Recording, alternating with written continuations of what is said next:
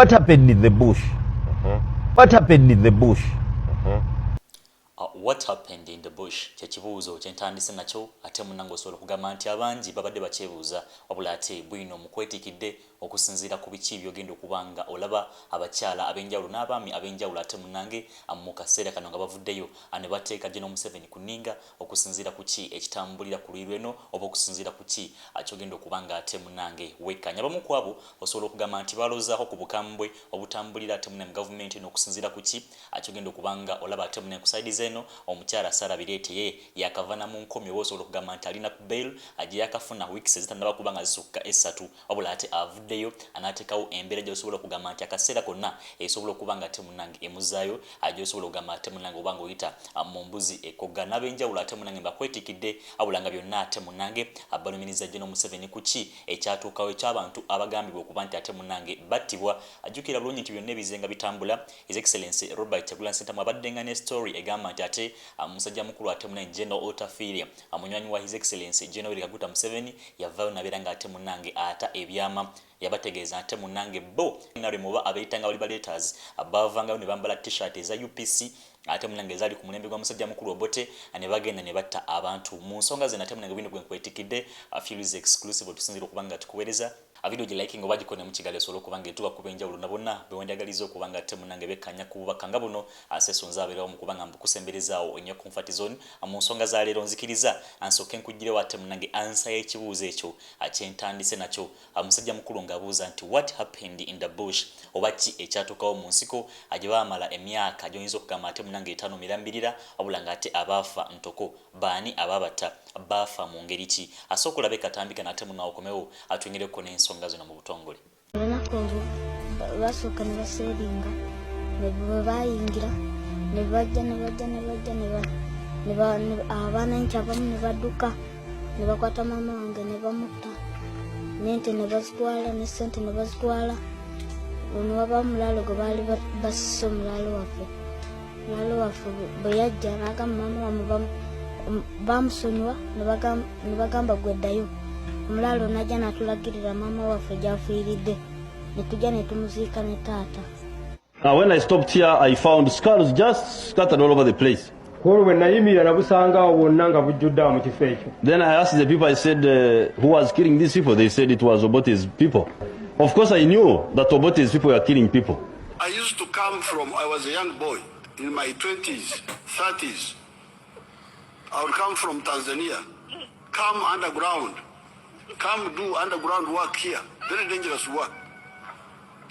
Go back to Tanzania. Who was supervising me? But the skulls were all over here, all over this compound here. I told the people here to collect the skeletons and put them in one place so that when we have time we can bring outside people so that they can see for themselves. They have collected the skulls in Ramata, which is I think 12 miles from here on the way to Kampala. They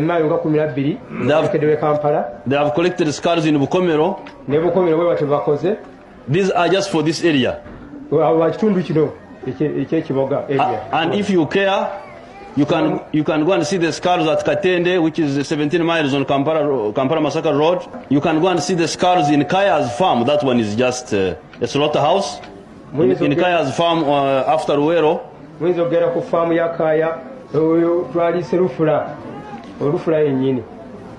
skull Masulita, all over this place, all over wherever these fellows were staying. General Otafiire told us at the funeral of Adonia Tiberondwa, which I attended personally because we were very close. And he said that the so-called liberators, liberation fighters or whatever it is, used to wear UPC t-shirts. And they were the ones responsible for shooting people. Abutereevu kusinziira ku kyolabyeko musajja mukulu ate munenga ategeeza nti ate yavanga Tanzania najja n'akwasaganya emirimu gy'eno wabula ate mu mirimu egyo abangi bagamba obanga bolabyeko ne ku mukyalo ono ng'ategeeza anti General Tafiire ate munnange yavaayo akukufa kwa musajja mukulu gwe nalabiddemukko ku linnya naberanga ebigambo abitegeeza nti nga bo bali baleetaazi oba abetwandiise abalanyirizi b'eddembe b'ebiseera ebyo abajjanga ne bambala t-shirt aziwandiisa ate munnange ez'ekibiina ekya UPC ekyaliwo egamba ye political party yali mu buyinza ne bagenda ate munnange ne bakwasaganya abantu bwe batyo. Kale nno mu nsonga zino osobola okugamba nti obuwanga bwonna oba n'emirambo gino Museveni gyayogerako mu biseera ebyo osobola okuba ng'osaidinga oba bw'oba wasazeewo okuba ng'osaidinga n'ebigambo by'omusajja mukulu General Tafiire na biki abandi bye boogera osobola okugamba ate munnange ensonga ezatambulira mu lutalo n'okinterako mu comment section osobola kubanga ate munnange ankyogera wabula ng'ate byebyo. Kale nabangi ku basinzidde oba mu kaseera kano abangi ku bagamba nti ate okusinziira ku bikolobero ebyatambuzibwa bwandiise abali mu gavumenti mu kaseera kano mu biseera bya 1986 ate munnange nga bajja mu buyinza osobola okugamba nti ate abamu basaana kuvunaanibwa. Omukyala Sarabirete yavuddeyo n'abeera nga ate munnange annyonnyola ne ku nsonga ezamutuusibwako azagamba ate munnange zaatyobola eddembe ery'obwebwange ku biki ebyamutuusibwako abo ate munnange bamukwata mu bumenyi bw'amateeka nga ye bwavudde ate munnange n'ategeeza mu nsonga zino osobola okugamba nti ate story erileetingamu kweni y'omukyala Baby Kyagulanyi Ntungo bonna ate munnange basangibwa mu mbeera gy'osobola okugamba nti etyoboolwa wadde abangi baateekangawo embeera egamba ate munnange bya bulimba wabula ate omukyala ye avuddeyo mu busungu obw'ekitalo. Byonna nno bitambula bwe biti wabula ate bo abewandiisa ate munnange abawagiza b'ekibiina ekya National Resistance Movement abamu ku abo bawambiddwa omene bakwatiddwa olw'okuba nti ate munnange basazeeko General Museveni basobola okuba nga ate munnange bateekawo embeera eyagala okubanja mu nsonga zino bo asobola okugamba nti yabadde nsasage ku sayidi z'eggaba wali akansooka embikugireko ate munnange okomewo atwengereko n'ensonga ezingidde bannamateeka abagundiivu nga bagamba nti ekimala bakoye okuba nga ate banyigirizibwa bo nga bannansi mu ggwanga lyattu Uganda.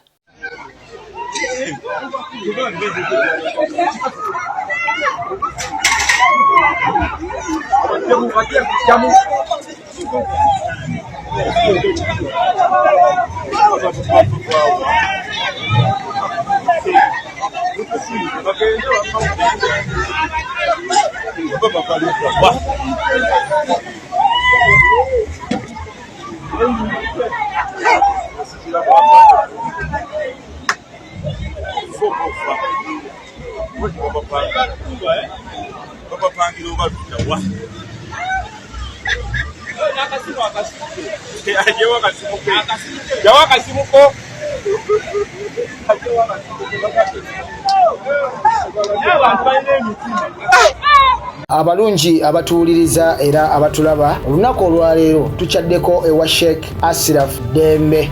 Sebo sanyusa okubalaba. Amannya agange ye Sheikh Asiraf Dembe akola ku bizibu by'enjawulo. Omuntu singa aba alina ebirwadde musomereddwa tunywa amazzi ga lukuya nga bw'obadde ogalaba tugenda abantu ku kyoto ne twokya emizimu emibi egibabaamu n'okulomba edduwa. Abantu singa abeera ng'ali wano atuuse sobola okumulombera edduwa ne waba atatuuse nga mpadde amannya ge naye ng'ali wala neetaaze enamba yange yeeno eri 0707763711. Nammwe bannyinaffe abali ebweru oyagala okuba nti oyagala okulombera ku dduwa ng'olina ebizibu viza zibuze amaka gakolongotana sente zikola zimpita mu ngalo ojja kumpeereza ekifaananyi kyo n'amannya go ebyo byokka bijja kummala nja kukulombera edduwa ojja kutereera. Olunaku olusembayo mu mwezi mba n'edduwa ey'awamu ffenna n'abalwadde bange abakadde n'abapya. Salaamu alaikum warahmatullahi wabarakatuh. Bano bagala tukubya amasasi. Abuterevu ensonga ezo nga bw'ozirabyeko Katambi ate munnange keewuunyisa musajja mukulu abuzza mu kusembayo nti bano baagala tukubya amasasi okusinziira ate munnange ku nsonga ezitambulira ku convoy y'omukulembeze naddala ate munnange General Museveni waba atambula mu bitundu eby'enjawulo. Kale nno bagamba oba kigambibwa ate munnange babadde babanja akasente kaabwe naddala ate munnange batambulira mu nsonga eza ghetto structure ne batasobola kubanga ate basasula mu bufu butyo abahaze okuba ate munnange omukulembeze batega mutege basobola okubanga ate munnange bo bakwasibwamuko akaabwe. Kale nno abantu bavuddeyo kwebadde by the way nsobola okugamba nti munange kutegeeza nti ensonga za leero zo azakutedda wansi ne waggulu okusinziira ku bigambo byetandise kwali mu ntandikwa oba ate munange abakunyonyola nti ki ekyatuukawoko mu nsiko omwana omulabyeko nga anaratinga ku nsonga ate munange ezatuusibwa kwa wewandiise abaagalwa abaasituka ne bagamba nti ate akatugenda tusobola okuba nti munange tulwanirira eddembe ly'eggwanga lyattu Uganda nga mu kaseera kano ate abaliwo bagamba nti abo abaatulwanirira okuleeta eddembe bula ate eddembe kati terikyaliwo waliwo mbeera ya kunyigirizibwa okusinziira ku bigambo byabwe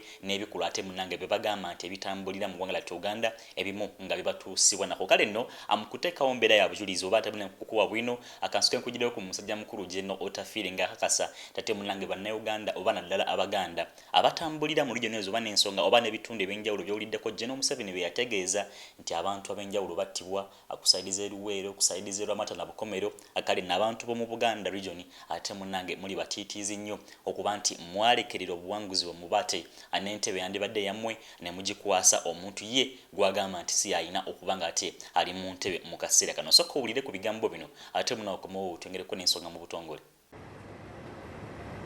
bwe abantu ba Buganda abaabonaabona enalimu ebeewo abaafa enalimu ebeewo abaafiirwa ebintu enalimu ebeewo abaatukwekanga enalimu ebeewo baali baawa kale mwe munsanyusa taata ate kayinda atandise okukola ki n'amwatulira kambatulire kubanga nze kambatulire kubanga munsobera kozi bagamba nti ekyekango tekirina muzira embwa edduka omukalo abantu ba Buganda mwadduka omukalo ate omukalo ogwo gwali mukalo gwammwe sigamba n'omuntu tebakukanyuga n'ogwali gwammwe ne muyiga ensolo ne mukola emikalo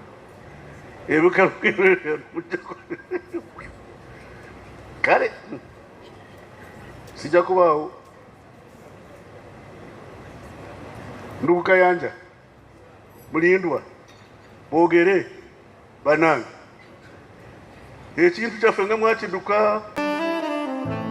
Welcome to Xavier High School, located in Chiboga Town Council near Lufla Zone. At Xavier High School, we build brains together with character to enable the future competence of our students. We've been leading in academics performances since 2015 to date within Chiboga and neighboring districts. We provide a balanced and high-quality education that matches with today's dynamic world. We offer both O and A-level studies in sciences and arts and a UNEB Center number with our state-of-art facilities which include a well-stocked library, a fully equipped computer lab, and a cutting-edge science laboratory to enable them be competent in today's science and digital era. Good and health feeding, a guaranteed 24/7 security team to ensure safety of every student. We as well offer DIT vocational courses like shoemaking, hairdressing, domestic electricity, media and journalism, and many others. We are your child's #1 academic destination. For more, contact us +256 788 964 777 or 0752 305 331 or visit our website at www.saviourhighschool.com. Xavier High School.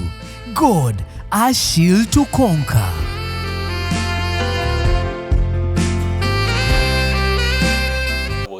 osobola okuba nga ate munange oyita munywanyi oba omuyita musajja mukulu agosobola okugamba nti yazirundako oba ate munange we bazirwanako n'omukulembeze nga General Museveni mu kaseera kano obula nga ate ategeeza nti Bannayuganda oba Abaganda ddala mu ate munange abaafiiririra ensonga ezo ate munange abaafiira mu nsonga ezo lwaki mu kaseera kano mmwe abasenzebwa oluti. His Excellency Robert Kyagulanyi Ssentamu yakyogerako mu kampeni zazenga atambulamu era n'abalabula n'abagamba nti mu Abaganda mugenda kutuuka ate munenga mmwe abatalina kafo wa kweyagalira mu ggwanga lyattu Uganda lino. Kale nno ne bwewandiisa ate munanga abatali Baganda oba aba tribe endala mu kaseera kano nabo bakiraba bewandigamye nti bali mu buyinza wabula ate ensonga bazituusa mu mbeera bwetyo. Kale nno ensonga za leero ate nsobola okugamba nti zo omukyala Dr. Sarah Birete bino byonna ate munange yabizuukusiza okusinziira ku kikyagamba ate munange kitambulira mu ggwanga lyattu Uganda ddembe ly'obuntu ate kubanga linnyirirwa abo bewandiise abakuuma ddembe mu ggwanga lyattu Uganda mu kubanga ate eyatyobo afuulwa n'abeera nga ate munnange ebiti byayisemu kubanga atuuka waali oba amateeka agamumenyebwako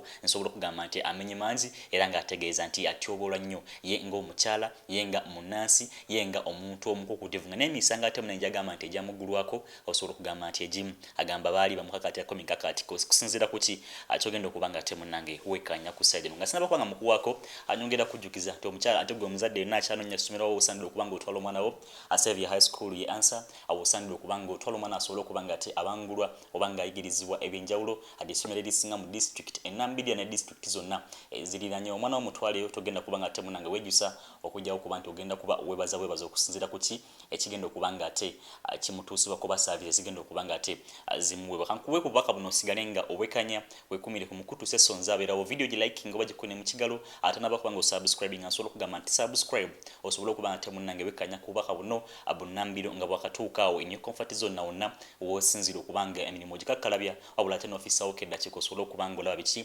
ebitambula mu ggwanga lyattu Uganda sessonza abeerawo mu kubanga ensonga nzikuweereza kankulekere obubaka buno osigale nga obulaba wekumire ku mukutu tukomawo n'amala manzi nnyo. As I had just entered the bathroom, they walked up to my bedroom with guns. So I asked them, I said, you go around the house. There is no escape where you are. So go and wait for me in the sitting room. I've been told you're here. And I'm now naked in the bathroom. So I opened the door. I told them, if you want to come in, you are welcome to join me. But I will take my shower, dress up, and come and interface with you. They kept that on the bathroom door. 2 soldiers armed. God, I opened that door. I told him, I said, you guys, you are mad. Because that's madness. I took my shower, dressed up, came down. I had called the lawyer who stays with my neighbor. I told him I'm under siege. And as you know, lawyers can't represent themselves. So can you come? So he came, good enough. He's our zone chairman. So he was able to call the LC chairman. And they came together. I could see the shock now that I was watching the camera.